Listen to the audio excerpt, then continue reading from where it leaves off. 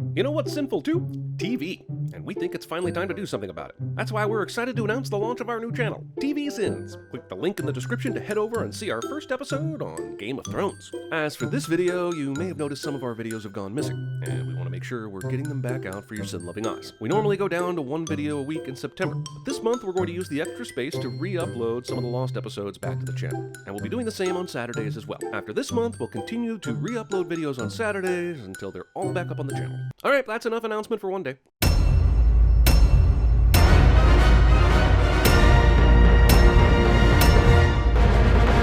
Evil guy's hood ornament close-up cliché. Show bad guy's feet walking first before revealing actual bad guy cliché. Dead old knight's coffin cliché. They wrote this movie with a film clichés book open on the table, didn't they? Some little grandchildren, perhaps.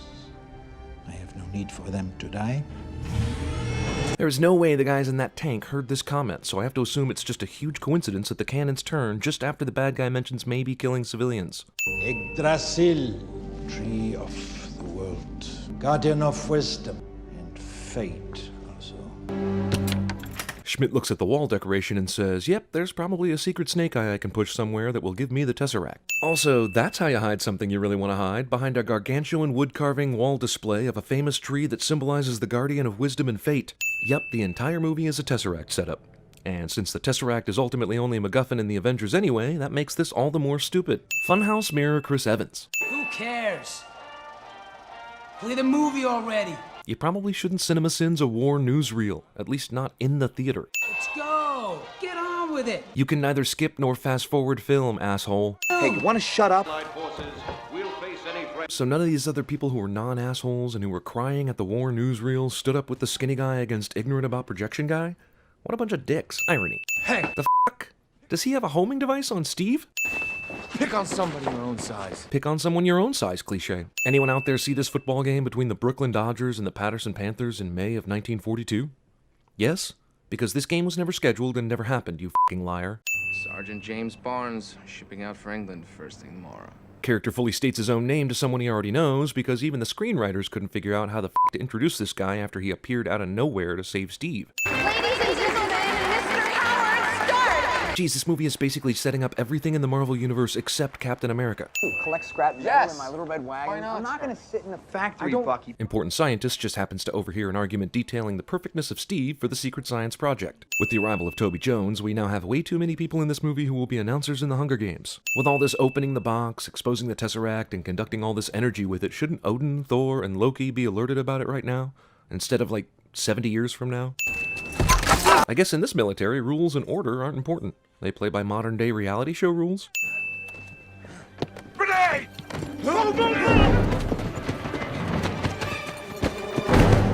Is this a test? Stupidest criteria ever. You want to pick the guy who would get himself killed at the first enemy grenade? Every single other candidate did what a good soldier and person with common sense does. They ran. Only Steve Rogers was stupid enough to jump on a grenade that at the time he jumped wasn't even going to hurt anyone because everyone else had run away. Is this a test? He's still skinny. Yeah, well, what does it matter if he's skinny? Especially if you're going to inject him with all those super steroids later anyway. This is from Augsburg, my city.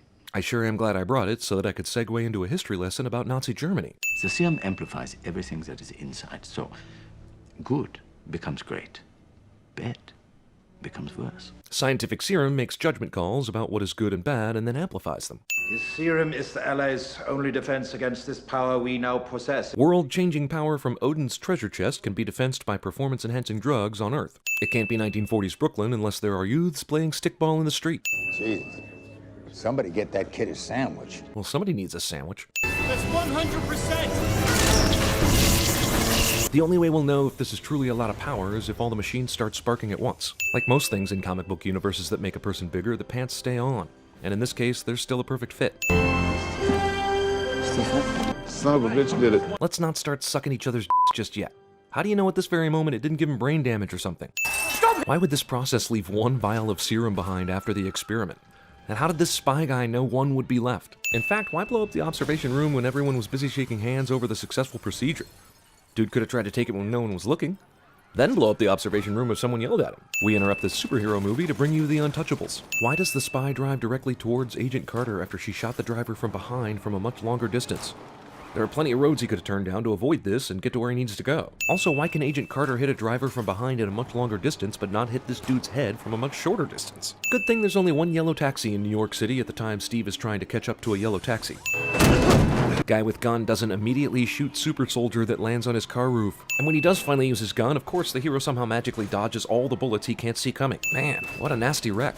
That guy must look like a mangled horror show wreck. Holy shit, that wreck was meaningless. 2 cheesy moments with fake shields by the 41-minute mark. Fuck you, movie. Also, taxi company name suddenly apropos. When he was driving the cab, he was basically trying to avoid Steve the whole time, going about it in a random manner, taking wild turns to avoid him, and even trying to throw him off the car, but this is where he wanted to go all along? And if so, why was the original car going in a completely different direction before Agent Carter shot the driver? So the plan was to go into the military compound, blow up the observation room, expect the explosion to be a diversion for everyone, steal 1 vial of serum that just happened to be there, kill the scientist, hope the formula hasn't been shared with anyone else, escape up some stairs, avoid or kill all military police, run out the front door, take a car which has 2 henchmen in it just in case you're followed, drive to the pier, where you expect that no one would follow you anymore and you'd just be able to board this submersible with absolutely no witnesses or other issues. Hydra is the Nazi deep science division. How the f*** did she know they were talking about Hydra all the way over here? And remember, when Phillips brings up Hydra, they talk for a little bit. Hydra. So Agent Carter had to be way further back when he said that. I asked for an army and all I got was you. You were not enough. Okay, so if you used Steve, he wouldn't have to fight alone, would he? Couldn't he just be a regular soldier who kicks a lot more ass than usual? I'm Sergeant James Barnes from the 107th. I've signed more of these condolence letters today than I would care to count. But the name does sound familiar. I'm sorry. Steve just accepts that James is dead because Phillips says the name sounds familiar. But the name is f***ing James Barnes. It's not Lyle Alzado or some shit. We'd lose more men than we'd save, but I don't expect you to understand that because you're a chorus girl. Did Colonel Phillips not hear about the story where Steve tracked down that spy driving a car while on foot and jumped into the water to stop that guy in his high-tech submersible? What the f***? These anti-aircraft guns have only 1 plane to shoot at, but they miss like stormtroopers.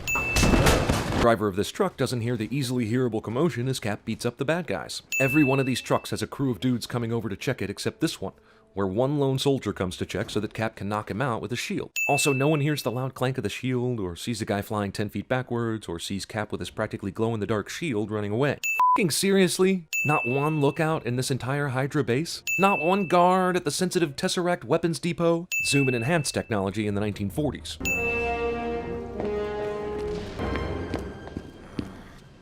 I'm Captain America. I'm a super soldier who just saw an important scientist running away from me and, oh, wait, what's this? My best friend in the entire world? So wait, did everyone who was fighting down here evacuate before the ground floor could self-destruct? My evil boss is equally matched with the hero and they've only thrown 1 punch each. Better separate them. We're only an hour into the movie, so sure, let's try and fool the audience into thinking the main character died. Sounds plausible, right?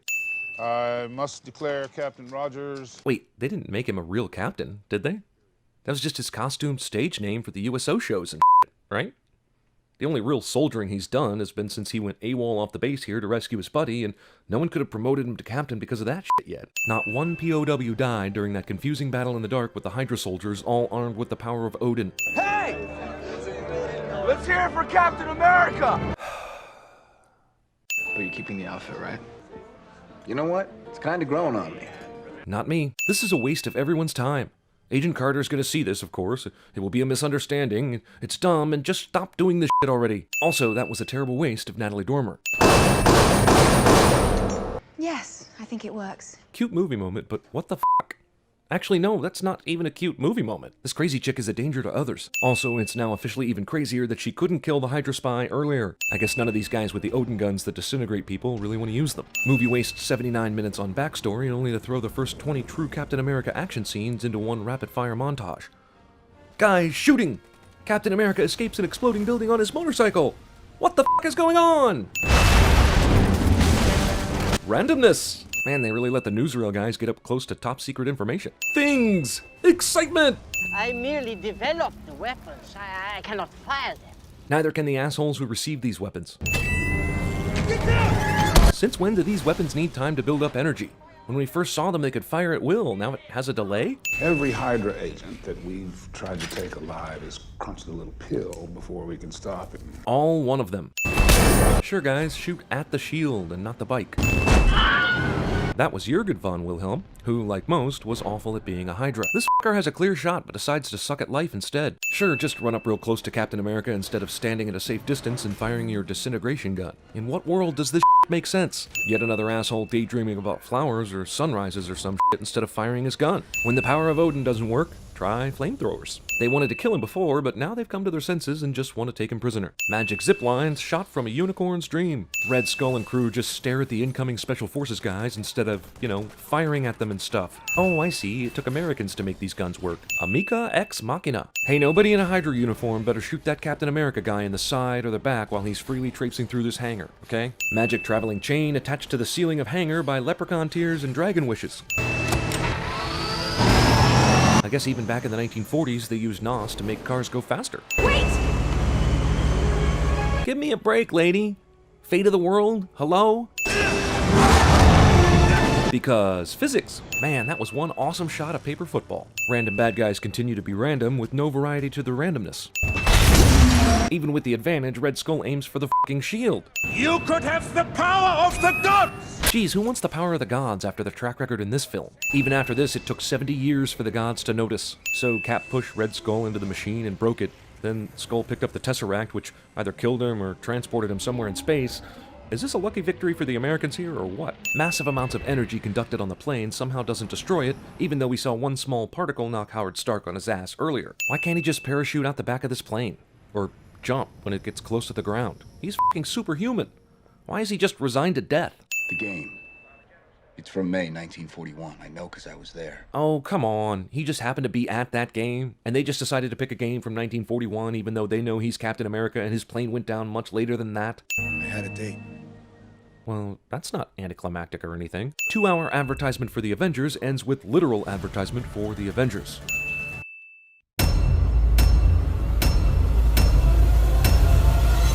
If they cut off one head, 2 more shall take its place.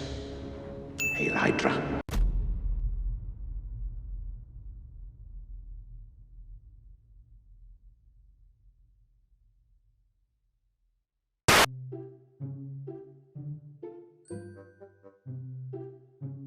A few weeks back, the folks at NatureBox tricked me into doing an ad for them by sending a box of delicious snacks. I thought that would be the end of it, and for a while, it was. But then, they sent me another box. Now, I didn't order this box. I definitely didn't pay for it. But here it was, in front of me in the flesh, a new box full of even more varieties of delicious, healthy snacks. I thought about what to do. The right thing to do would probably be to send the box back. But that's not happening. I suppose I could send them a check to pay for the snacks, but that's not happening either. So I've decided the best and safest course of action is to just make another ad for them. Hopefully this way they'll feel compensated for the value of the snacks and perhaps even continue sending the free unsolicited vittles. Now, I cannot suggest that this is the best course of action for you to get some delicious NatureBox snacks. You're probably better off going the traditional route. Try naturebox.com/CinemaSins. I mean, you can always just create an ad for them and sit there and wait for them to start sending you snacks, and hell, I don't know, that may be their plan, but I doubt it. Looking to eat healthier snacks, trying to eat better, wake up every morning thinking of new and creative ways to cram granola in your mouth? NatureBox has your back. And just for our viewers, they have a 50% off special on your first order at naturebox.com/CinemaSins. Oh, and they ship for free. Vincent! We happy? Yeah, we happy. Please, sir. I want some more. Let's hear it for our boys in blue. President Clinton has called them to action to fight the evil Canadian scourge. A full-scale attack has been launched on Toronto after the Canadians' last bombing, which took a horrible toll on the Arquette family. Don't you think you would be more comfortable in the booth? No. Would it make you more comfortable? Captain America! I'd like to share a revelation that I've had during my time here. It came to me when I tried to classify your species. Ladies and gentlemen, welcome to my underground lair. I have gathered here before me the world's deadliest assassins. And yet, each of you has failed to kill Austin Powers.